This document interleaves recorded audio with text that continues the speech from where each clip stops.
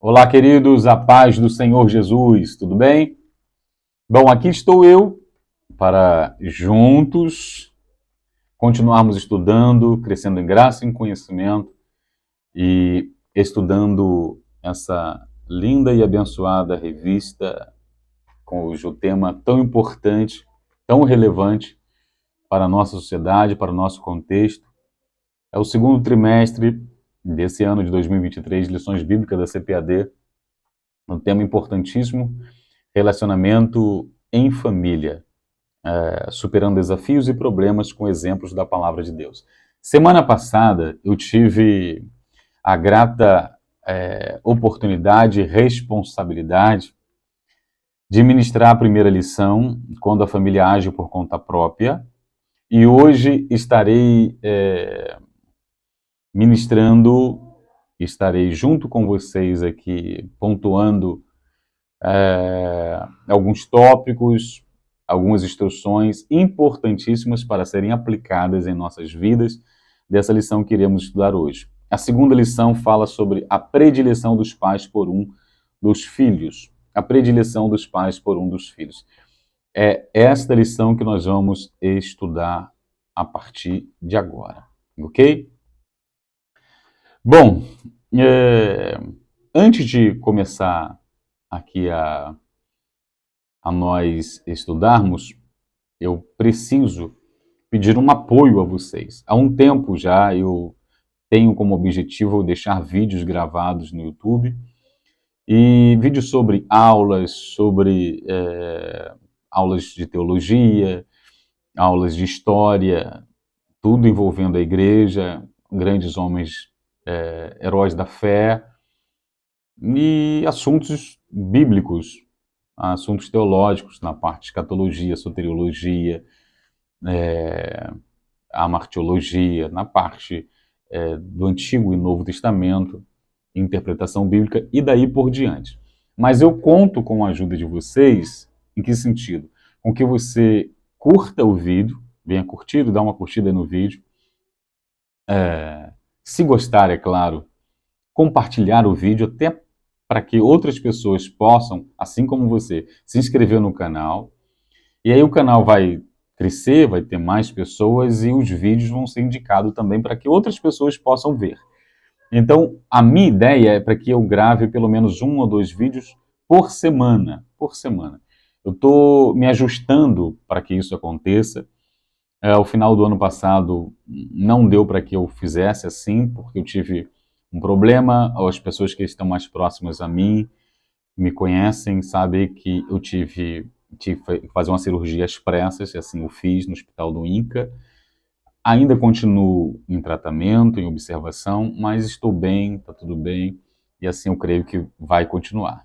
E eu creio que você também, assim, espera e ora por minha vida. Amém? Posso contar com a sua ajuda em oração? Bom, então esse é um projeto meu e eu preciso que você me ajude aí, curtindo, compartilhando, deixando o seu comentário, ok, meus irmãos? Se inscrevendo no canal, que é muito importante.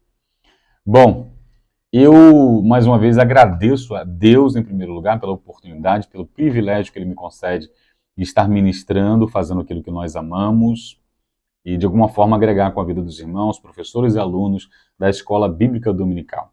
Eu estou fazendo esses vídeos das 3 primeiras lições desse segundo trimestre das lições da CPAD, a convite do Ministério ADEJA, Assembleia de Deus no Jardim Alvorada, pastor Alexandre Paulo César, saudoso Paulo César, a quem eu conheci e a quem ficou uma grande admiração, um grande respeito e deixou um grande legado, um grande legado. E eu tive experiências muito legais com ele em sala de aula. Fui seu aluno.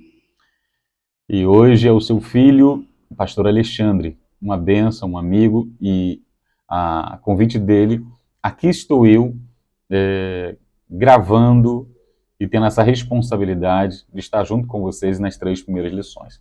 Semana passada nós falamos sobre quando a família age por conta própria e nós falamos sobre a questão da precipitação. Foi o que aconteceu com Abraão, com Sara, e aí entra nessa história Agar, e vem de um conselho de Sara a Abraão, e Abraão atende ao conselho. Abraão é conivente com tudo isso, e é dessa união dele com Agar, a serva de Sara, que vai nascer Ismael. Ele tinha 75 anos quando Deus havia prometido que ele e Sara teriam um filho, a geração dele seria numerosa, e o texto em Gálatas, Paulo escrevendo aos Gálatas, fala que todos quantos são da fé são filhos de Abraão. É uma geração grande demais, o evangelho foi pregado primeiro a Abraão, mas ele se precipitou juntamente com Sara, e com 86 anos é quando Ismael nasce.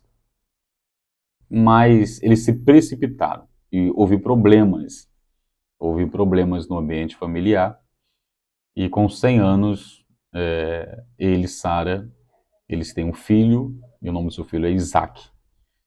E Isaac é um exemplo de obediência, porque se nós olharmos quando Abraão leva Isaac, Deus havia pedido, provado, posto a Abraão uma prova, e ele vai às terras de Moriá para oferecer Isaac em sacrifício. Isaac poderia ter fugido, Isaac vai e obedece. É um exemplo de obediência.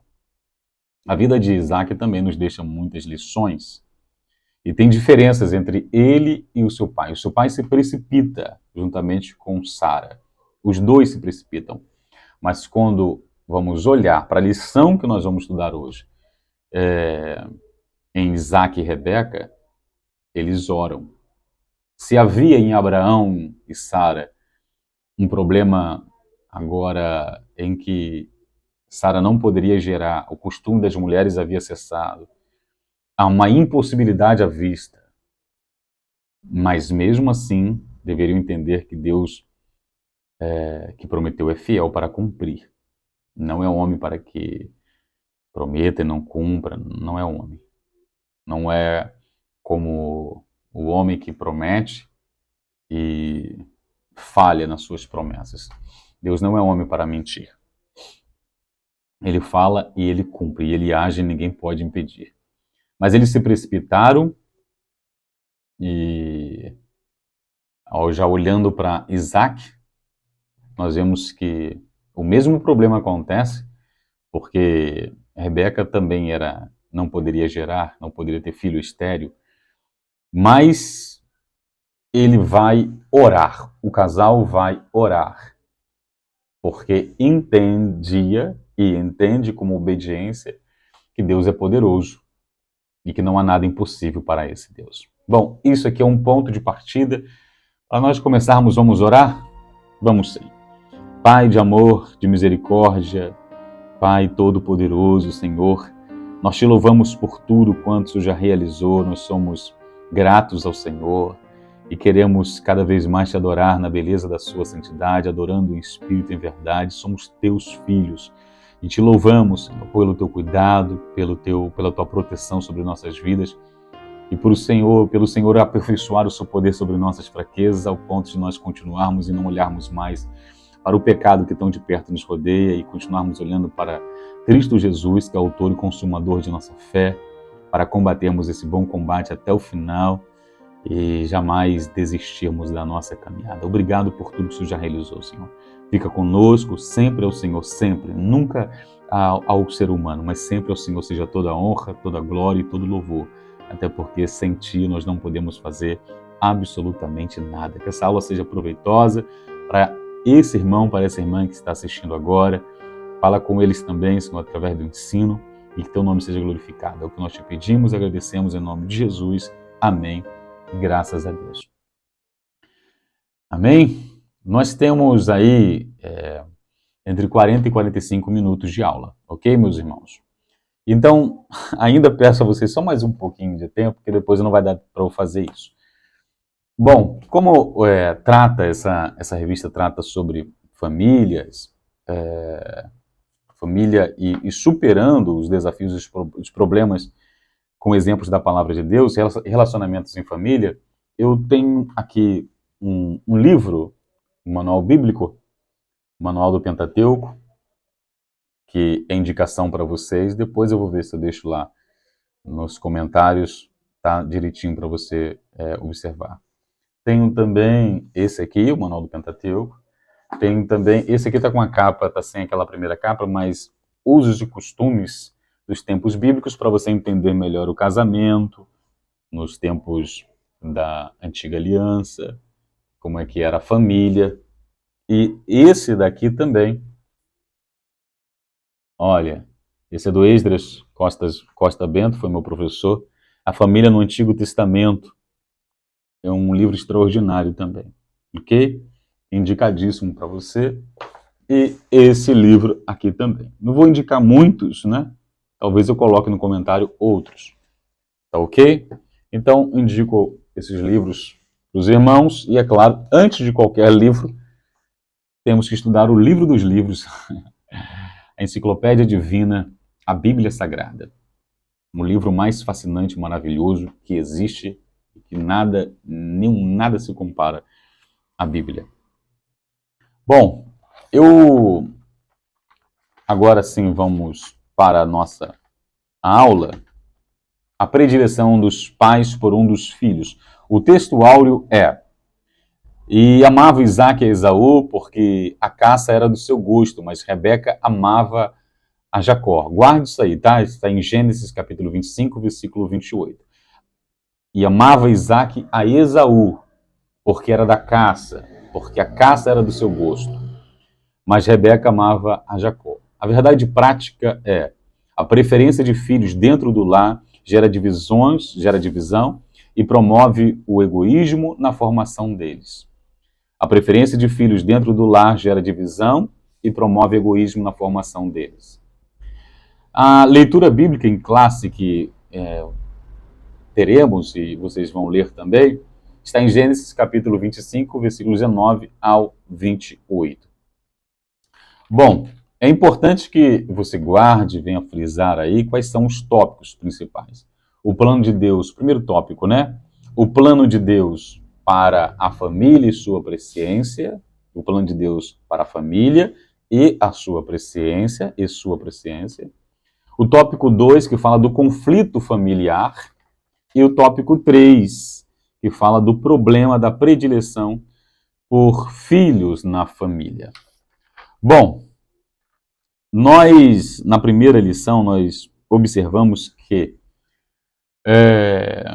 quando Abraão e Sara se precipitam, o problema que aconteceu na sua família, no ambiente, no contexto que eles viviam, e não ficou só ali, para as outras gerações, as futuras gerações também foram afetadas, tanto olharmos para a história, olharmos para os nossos irmãos judeus e árabes, as lutas e os problemas que eles tiveram e travam até os dias de hoje.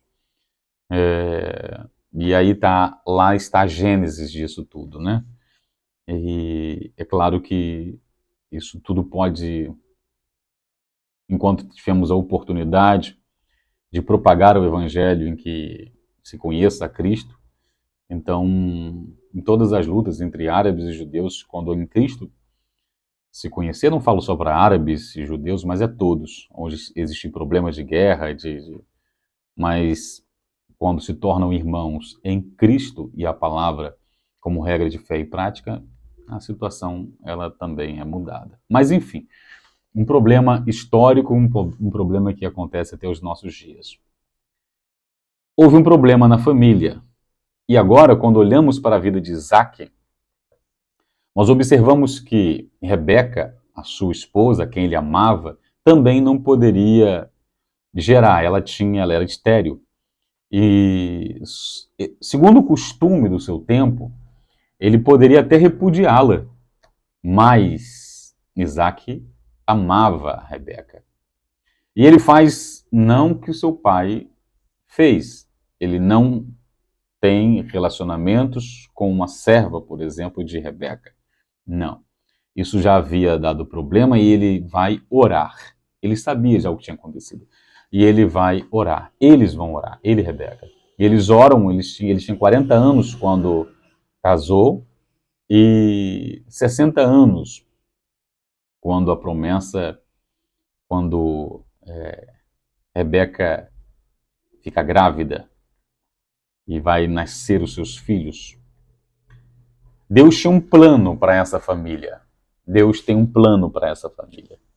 Assim como Deus também teve um plano, um projeto, ao longo da trajetória bíblica, por Jacó, futuramente por José, posteriormente por Moisés, posteriormente por Josué, pelos juízes, por vários dos juízes, pelos reis, por Davi, e assim sucessivamente. Deus tem um propósito. Cada um de nós não estamos aqui à toa. Nós não nascemos e estamos vivendo e convivendo com as pessoas à toa. Tem um propósito. Até nisso que você se formou, estudou, se formou e trabalha. Tem um propósito nisso. Se você é médico, pode glorificar a Deus através da medicina. Se você é um engenheiro, pode glorificar a Deus e mostrar quem é o grande engenheiro, quem é o grande arquiteto. E assim sucessivamente, se você trabalha com a construção civil, um pedreiro, um pintor, em tudo isso nós podemos glorificar a Deus. Qual pintor se compara a esse nosso Deus que criou com tanta beleza? É só você olhar para um simples beija-flor, um pavão e tantas outras aves, e a natureza, e as árvores, enfim. Deus é maravilhoso. Então, tudo tem um propósito. Então, o que você faz também tem um propósito. Faça com que esse propósito, com que isso que você está exercendo hoje, glorifique a Deus em seu trabalho, seja ele qual for. Seja ele qual for, glorifique a Deus, porque tudo tem um propósito. E aí, e também, todas as coisas cooperam para o bem daqueles que amam a Deus. Nós precisamos fazer com que isso venha valer a pena. Eu costumo dizer que o Evangelho, a nossa vida tem que empolgar, os nossos olhos brilharem. As pessoas veem em nós o quanto nós amamos e não estamos em Cristo por obrigação, por nada disso, é por gratidão. E uma vez que nós o encontramos, não tem mais como. Para onde nós iremos? Se só o Senhor tem as palavras de vida eterna, não tem mais como. Esse amor nos constrange. Então tudo tem um propósito. Tudo tem um propósito. Eu passei o que eu passei, estou aqui junto com vocês, tem um propósito para isso. Eu espero hoje, mais uma vez, ser um instrumento de Deus para a sua vida.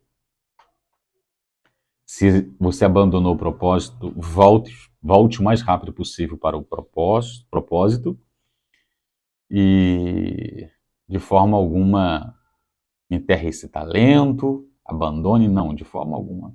Até porque, nesse primeiro tópico, fala de o propósito, o plano de Deus para a família e a sua presciência. Se Deus tem um projeto, um propósito para as famílias, e tem para a sua, tem para a minha, tem para a nossa, a sua presciência, ele sabe de antemão aquilo que vai acontecer. Nós não podemos confundir com determinismo essa presciência. Nós não podemos confundir com predestinação. Não, Deus direciona-nos, a mim e a você. Se ouvirmos atentamente a sua voz, guardarmos a sua palavra, as bênçãos vêm. Se nós não ouvirmos, não obedecermos, maldição também vem. Existem portas largas, porta estreita, a porta larga e a porta estreita. Há caminhos que ao homem parece bom, mas o final é o caminho de morte. Nós precisamos andar no caminho. E Jesus fala, eu sou o caminho, a verdade, a vida. Não existe céu, inferno. Nós temos essa escolha. Escolher hoje a quem nós vamos servir. Se a Deus, os seus deuses, lembra de Josué? Escolhem, pois, hoje a quem vocês vão servir, porque eu e minha casa serviremos ao Senhor. Se eles vão escolher outros deuses, opcional, é o que eles querem. Mas nós iremos servir ao Senhor dos Exércitos, ao Deus Todo-Poderoso. Eu e minha casa serviremos ao Senhor. Então podemos escolher. Deus tem pensamentos de paz para nós. Então é ouvir e obedecer. Se atentamente ouvires a voz do Senhor, ouvirmos o que o Espírito diz, então nós temos essa escolha. Não é um determinismo. A presciência é Deus saber de antemão aquilo que vai acontecer. Ninguém pega Deus de surpresa. Antes mesmo de sair uma palavra de nossa boca, Ele já sabe. Ele conhece no nosso íntimo, Ele sabe, Ele conhece tudo.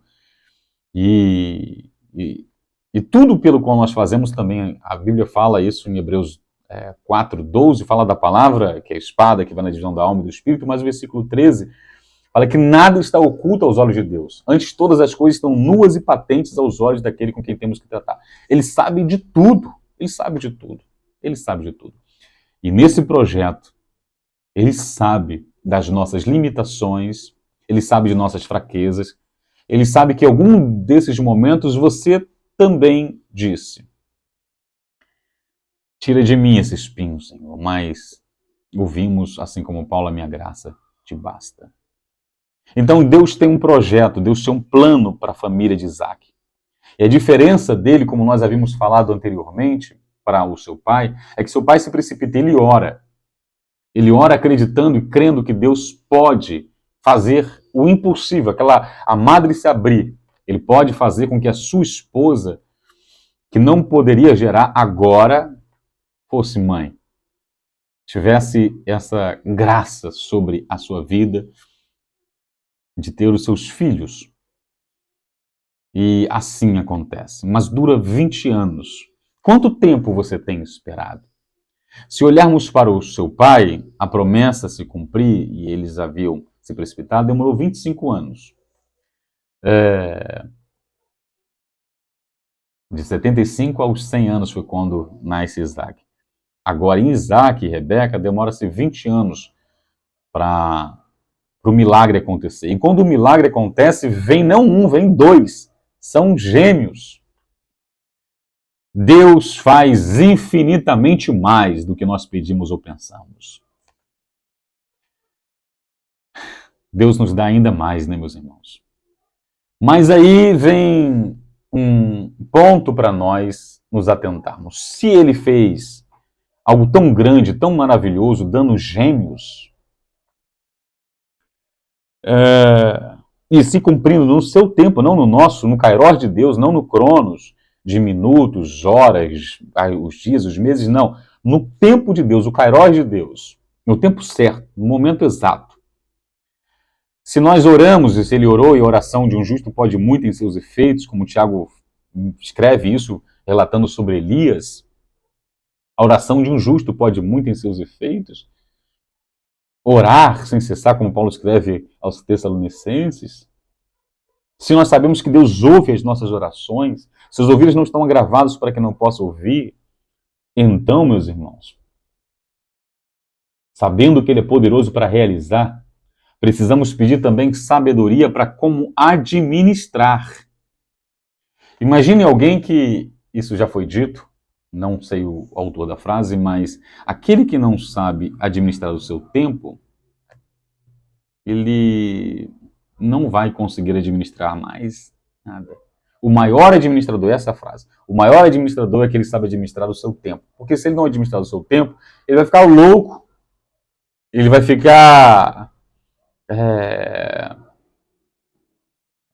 vai se embolar, se embaraçar, estressar.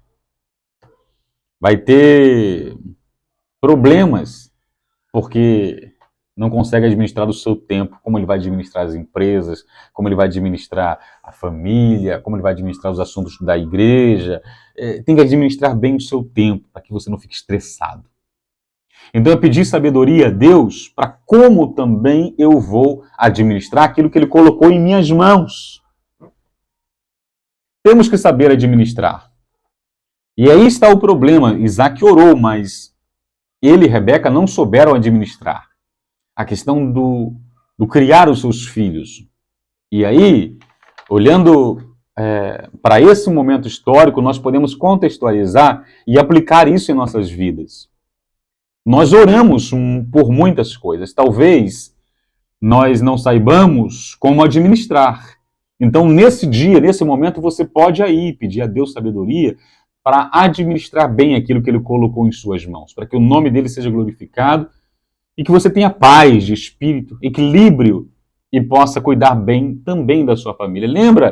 Lembre-se aí da primeira carta de Paulo a Timóteo, capítulo 5, versículo 8, em que ele diz: aquele que não tem cuidado dos seus, e principalmente dos da sua casa, ele nega a fé e é pior do que o infiel. O que não tem cuidado dos seus, principalmente dos da sua casa, ele nega a fé e é pior do que o infiel. Então, olhe, observe. Precisamos administrar bem. O texto diz que havia, isso já no conflito familiar, a esterilidade foi resolvida, o milagre acontece. Deus ouviu o clamor, Deus ouve as nossas orações.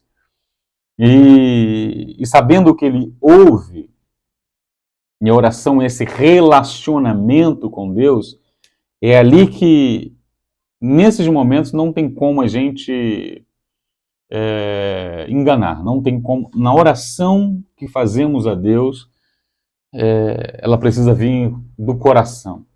É um coração quebrantado e contrito.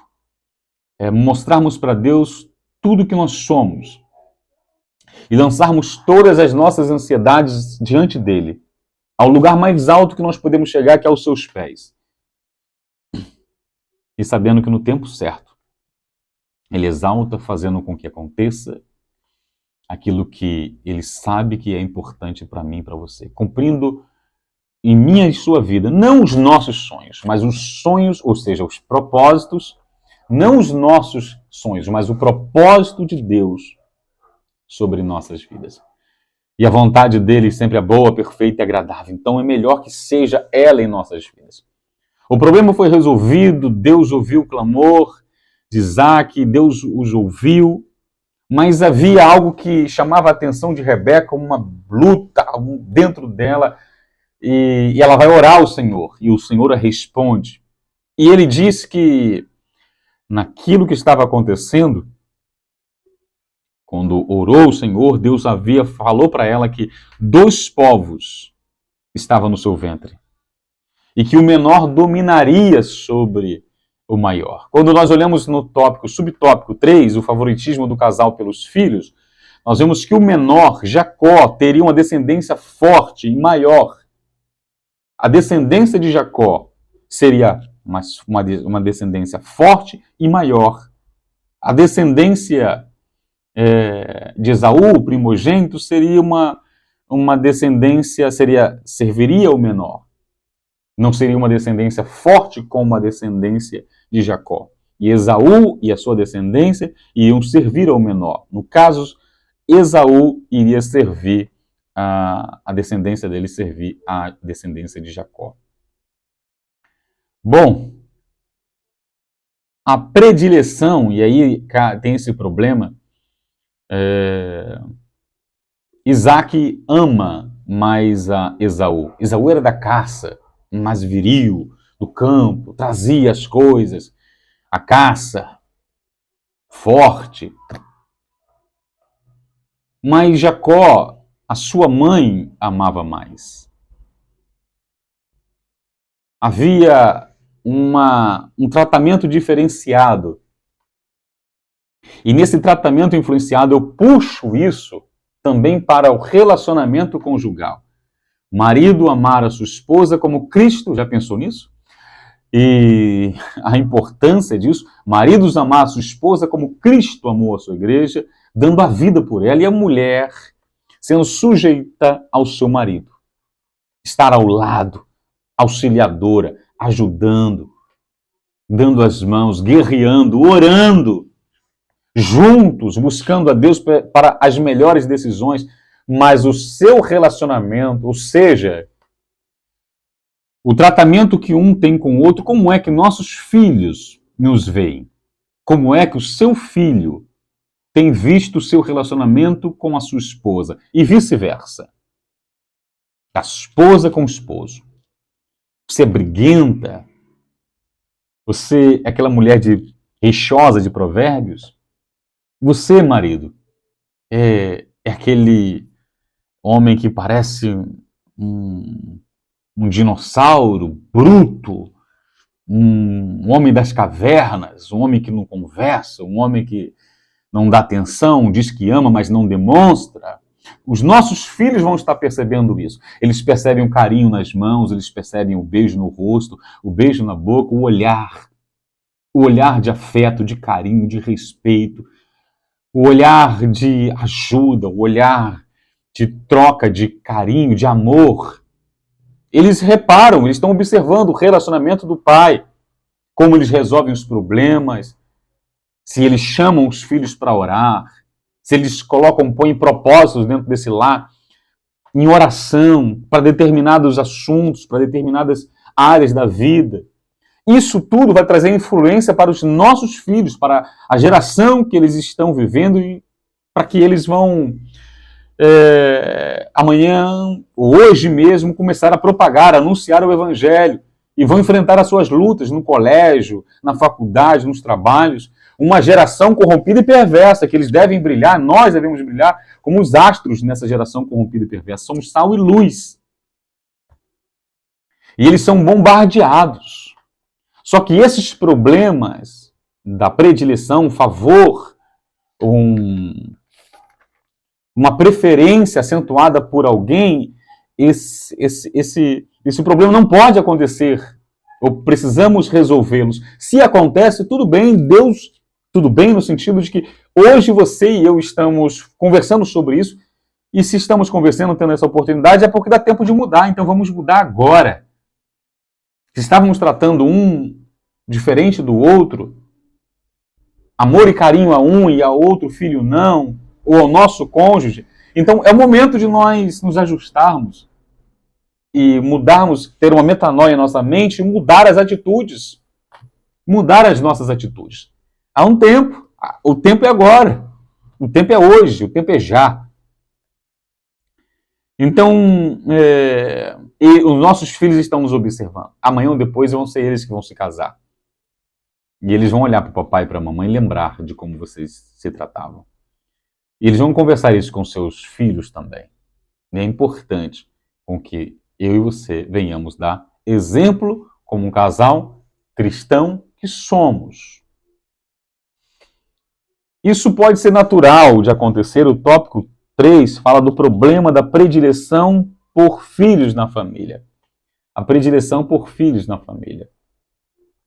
E aí fala de Esaú, que era o primogênito, sendo o preferido de Isaac. E Jacó, o filho mais novo aí, né? O predileto de Rebeca. Talvez isso aconteça com você, mas deixa eu contar um exemplo meu aqui. Eu e meu irmão é 5 anos mais velho do que eu. E nós fomos criados e não teve isso. Um exemplo bom que eu trago para a minha vida. Nós fomos criados da mesma maneira, o mesmo tratamento. E até quando um sofria,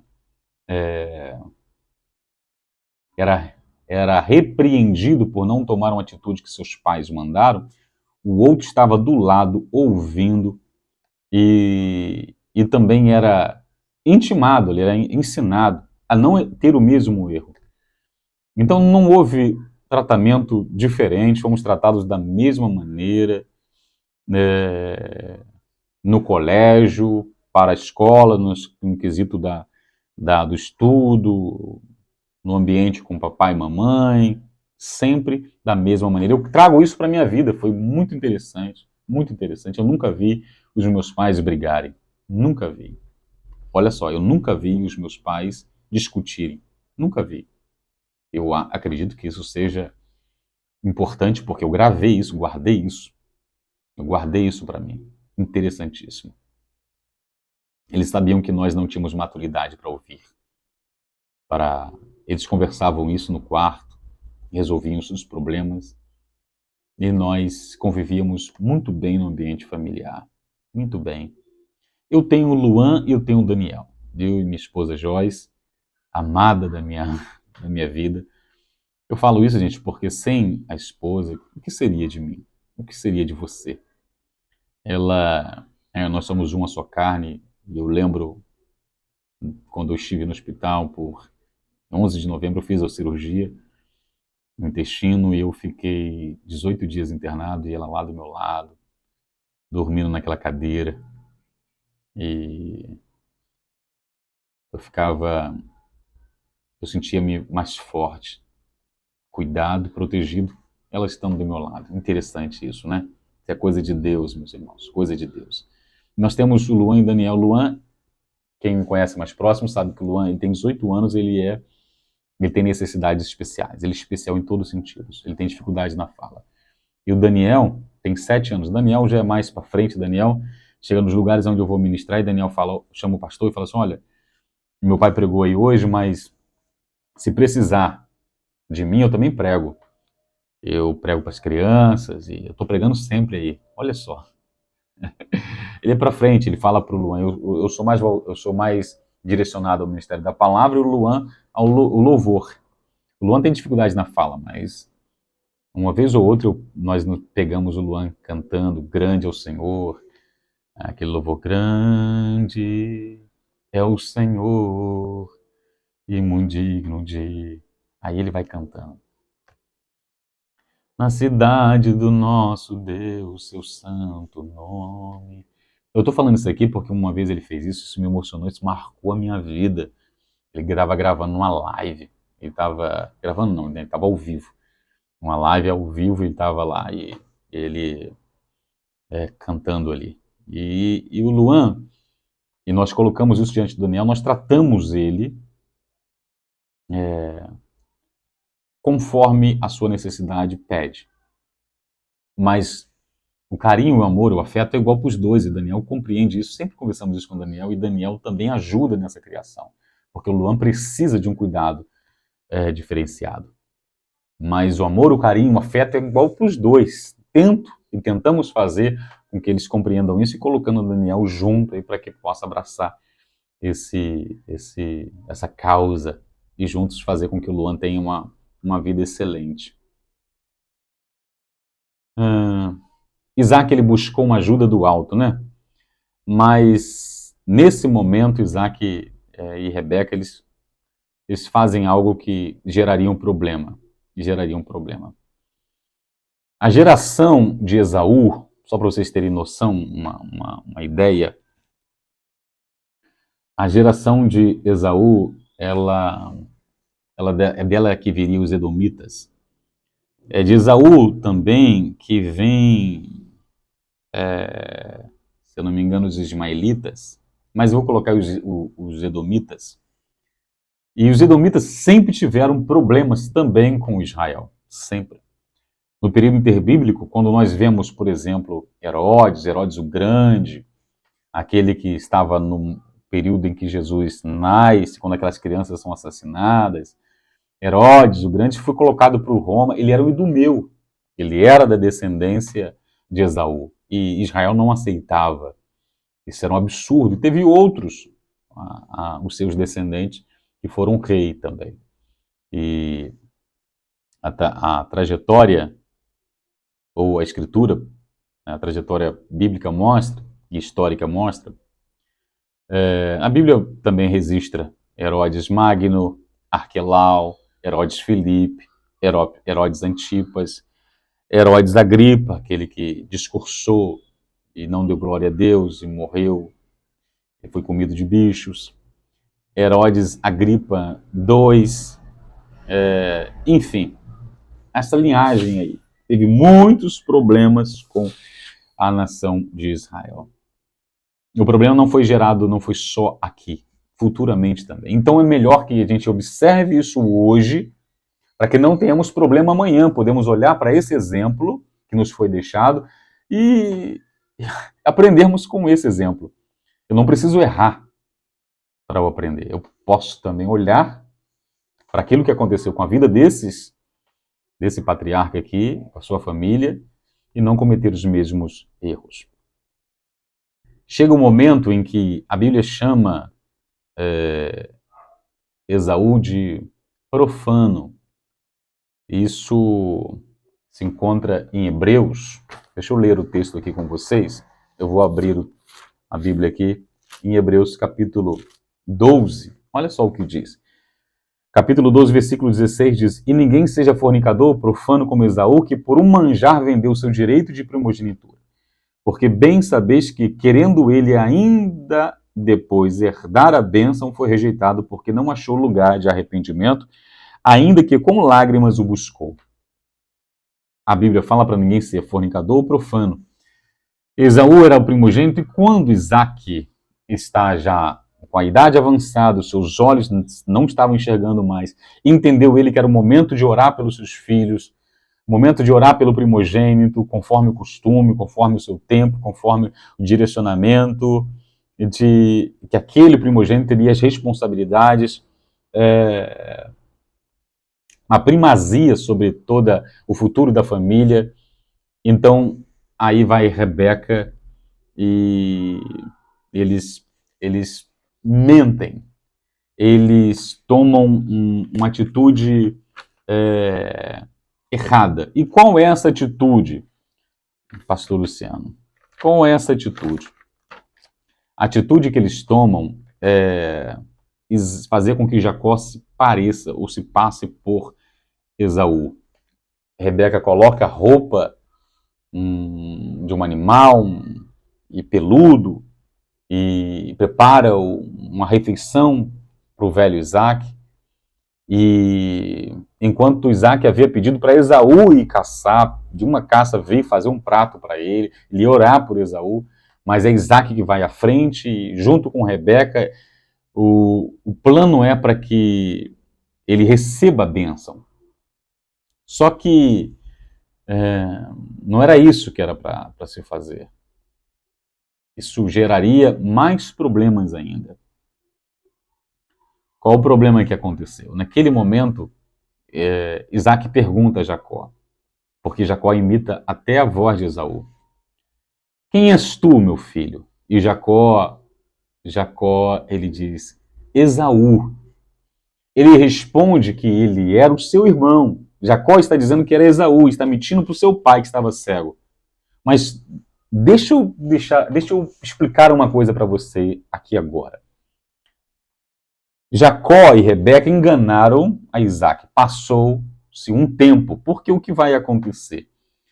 Jacó vai ter que sair do seu lar, vai ter que fugir do seu irmão, porque o seu irmão, a raiva, aquele momento, porque Jacó recebeu a bênção, a oração no seu lugar, Esaú chateado, com raiva, com vontade de matar.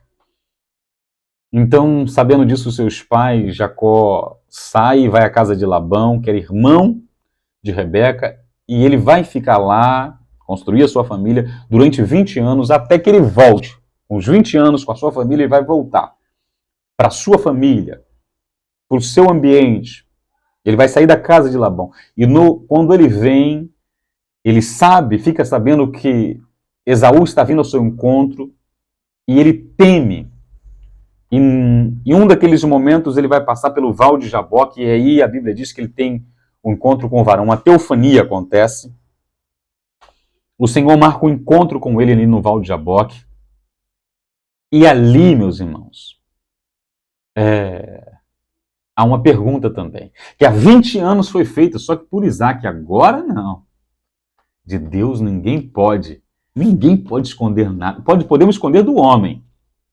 Pode esconder do pastor, do pai, da mãe, do esposo, da esposa, dos filhos, mas de Deus ninguém esconde. Ali é uma pergunta e a indagação é: qual é o teu nome? Qual o teu nome? E ali Jacó não teria como mentir, ele fala Jacó. E o nome dele vai ser mudado. Ele nunca mais é o mesmo, nem na forma de andar. A sua coxa, um toque na sua coxa, ele vai passar a manquejar.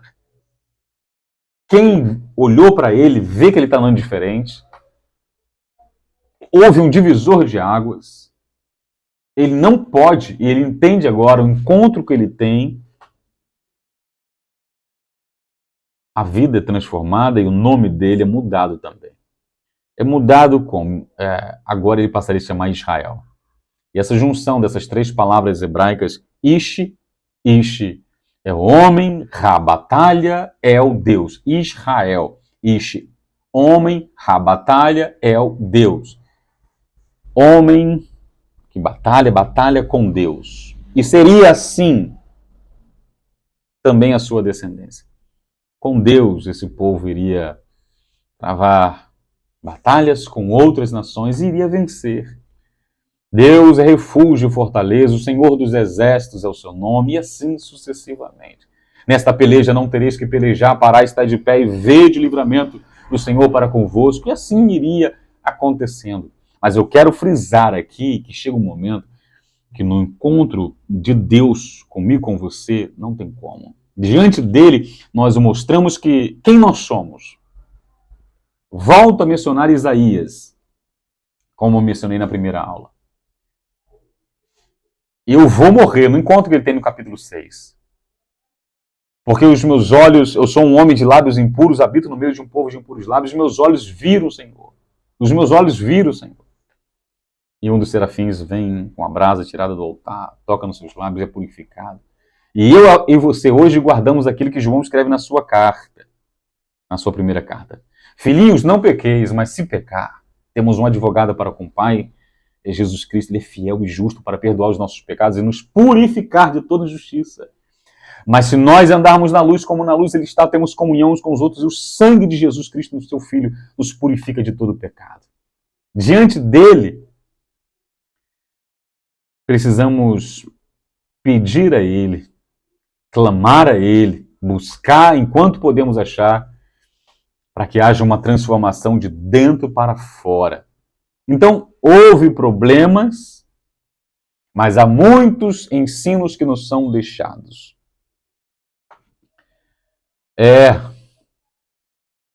O tempo voa, né?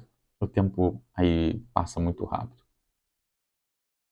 Aqui na lição diz assim, ó: portanto, quando os pais não fazem a predileção pelos filhos, eles evitam um futuro de traumas e problemas emocionais. Nesse sentido, os pais têm a responsabilidade no desenvolvimento saudável e equilibrado do ponto de vista físico, emocional e espiritual dos filhos. Depois você leia um pouquinho sobre Efésios capítulo 6 e você vai entender como os filhos devem proceder diante dos seus pais e como os pais devem proceder diante dos seus filhos. Ensinando a eles, aí eu volto o que sábio Salomão escreveu em Provérbios, ensinar, instruir a criança no caminho, junto com essas crianças. Mas aqui eu vou fechar, mas cuidado com essa predileção dentro do nosso lar. Porque a predileção, essa preferência acentuada, pode ser que não aconteça só com os filhos, mas pode ser que aconteça essa preferência por seus amigos, e há esse tratamento diferenciado em que gera, embora tenha amigos que são ciumentos, né? Mas a forma de tratar, o carinho, a sinceridade, como um homem, uma mulher que foi transformada pelo Senhor, deve ser um tratamento igual. Embora eu entenda que há amigos mais chegados do que irmão, não é assim?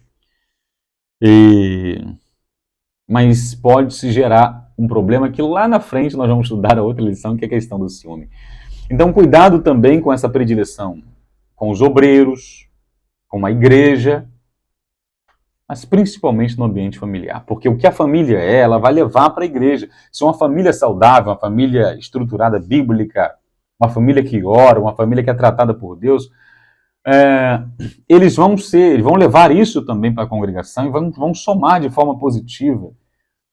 Então, uma instrução que fica para mim e para você é essa. Deus tem um plano para mim, para você, para a nossa família, e segundo a sua presciência, Ele sabe, e a sua vontade é boa, perfeita e agradável, é o pensamento de paz que Ele tem para mim e para você, para nós vigiarmos e orarmos, vigiar primeiro e orarmos, para que não haja esses conflitos na nossa família. orarmos também, mas pedimos a Deus sabedoria para administrarmos aquilo que Ele nos entrega, nos dá, nos presenteia, realiza o milagre. E principalmente, aí eu pontuo, administrar bem o seu tempo, meus irmãos. E também o problema da predileção. E aí fica esse ensino para nós, o cuidado que nós devemos ter, tá bom? E aqui eu vou fechar esse momento, agradecendo a Deus, o tempo voa, os pais têm responsabilidade no desenvolvimento saudável e equilibrado dos filhos, é nossa responsabilidade transmitir a eles ensinos bíblicos, morais, que eles possam levar isso para a sua vida. Nós precisamos deixar um legado. Um legado, nós vamos deixar. O bom ou ruim, precisa ser bom. Exemplos bons, que vão agregar de forma positiva na vida dos nossos filhos e na volta daqueles que estão próximos a nós também. Conclusão, na palavra de Deus encontramos normas que servem de convivência saudável e cristã para a vida familiar. No Novo Testamento, o apóstolo Paulo admoesta os pais quanto à criação dos filhos. Nessa orientação, os filhos devem ser obedientes a eles e os pais não devem provocar a ira aos seus filhos. Assim, quando o casal não respeita a personalidade dos filhos, tratando-os com predileção, infelizmente, o resultado é o conflito entre os membros da família. Meus irmãos, Deus quer que eu e você tenhamos uma família abençoada. Ele quer que eu e você tenhamos uma família abençoada. Então a minha oração é para que, se você tem um filho que desviou dos caminhos do Senhor, para que ele caia em si como filho pródigo, ele volte. A minha oração é para que, se você estiver passando um problema de enfermidade, o médico dos médicos demonstre para você que ele está cuidando dos mínimos detalhes, está com você. E no tempo certo, na hora exata, o tempo de cantar chega. O tempo de cantar vai chegar. O tempo de cantar vai chegar. A minha oração é para que a sua família seja envolvida por essa graça de Deus, por essa unção que despedaça o jugo, ensinando as nossas famílias, a partir do ensino bíblico, a como nós nos comportarmos. Porque não é só agir. Convenhamos. O cristianismo fala muito do como nós vamos reagir. Agir, tudo bem. Mas como nós vamos reagir? Como é que nós vamos reagir quando as coisas saem do lugar? Vamos orar? Ou vamos nos desesperar? Ou vamos ao ponto de trazer problemas seríssimos para o ambiente familiar? Como é que nós vamos nos comportar? Não é só como agir, é como reagir. É dar a outra face. É perdoar. Quantas vezes? Quantas vezes for necessário. Isso é sabedoria. A sabedoria que vem do alto é pura, pacífica, moderada, tratável, cheia de misericórdia e bons frutos, sem parcialidade, sem hipocrisia. Tiago que escreve sobre isso. Essa sabedoria que Deus nos dá. Se alguém tem falta de sabedoria, peça a Deus que a todos Ele dá e não lança no rosto. Então, meus irmãos, dentro dessa lição, a predileção dos pais por um dos filhos, eu oro a Deus pela oportunidade de estar com vocês, crendo que fomos remediados pelo Senhor, que fomos tratados pelo Senhor, que a sua graça e misericórdia nos alcançaram mais uma vez e que vamos ser melhores do que ontem, como cristãos, como numa função de pais, pai, mãe, e também na função de filhos. Seremos melhores pessoas, para a glória de Deus, o nosso Pai. Aqui eu termino, mas eu sei que você vai continuar estudando. Então, um beijo. Pastor Luciano Rodrigues. Se inscreve no canal, não se esqueça, e compartilha também. Que Deus te abençoe sempre. E aqui, fechando, se acalma um pouquinho, tá? Porque quem tem os planos, quem tem um projeto para a nossa vida, ele não falha. Ele não falha. Então, por que está angustiada?